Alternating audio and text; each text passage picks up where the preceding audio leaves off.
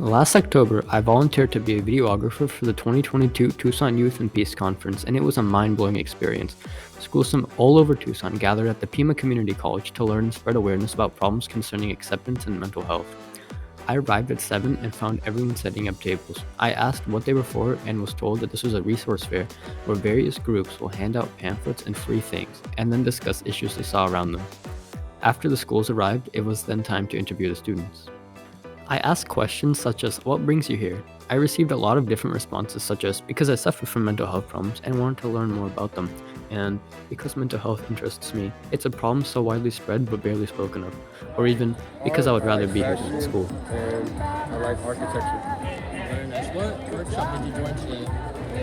I believe I did the mental health one. And what interested you? It just fascinates me because of how like the human brain is capable of thinking so many thoughts like that. What's your name? Frank Thompson, And who are you guys with today? Arizona Poor People's Campaign. What do you guys do? How are you?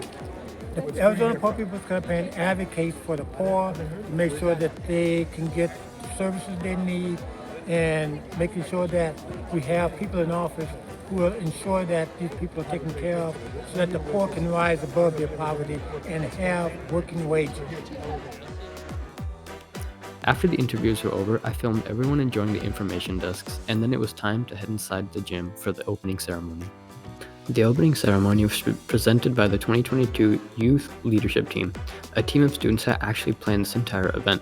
They introduced themselves, explained the title of the 2022 Tucson Youth and Peace Conference, Cultivating a Nourishing Relationship with the Inner You, and introduced some speakers. It was then time to transition to the workshops. I chose the workshop titled Mental Health and Well-Being, where a nice woman talked to us about how students can overcome adversity such as imposter syndrome and microaggression, and provided mental health and well-being tools to help foster success and ultimately create inclusive and diverse representation in medical professions. She even included examples of her son, who suffered from schizophrenia, to show us that she knew what her audience was going through. She gave us helpful tips such as not skipping your medication and making sure to talk to a trusted adult when you need to.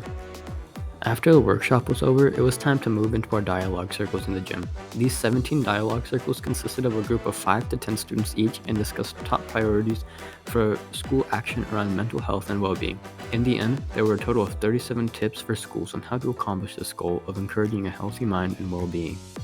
After the dialogue circles, it was already time for the closing ceremony, where Marisol Badilla, the Dean of Students of City High School in Tucson, Arizona, was presented the Dennis Embry Peace Award for all she does for her school. Marisol Badilla started the restorative practice program at her school and made her room a designated BIPOC safe space when there was no other safe space for them. She personally helps failing students to make sure no one is left behind and works tirelessly every day to decolonize her school. She truly is deserving of the award. She even announced that she would direct her Peace Award of $150 towards the creation of City High's mural representing BIPOC, decolonization, and Black and Brown solidarity. After her speech concluded, the students were provided with pizza and sent on their way home. Overall, I learned a lot from this experience, such as how to help others and myself, and I highly recommend everyone else comes to participate next year.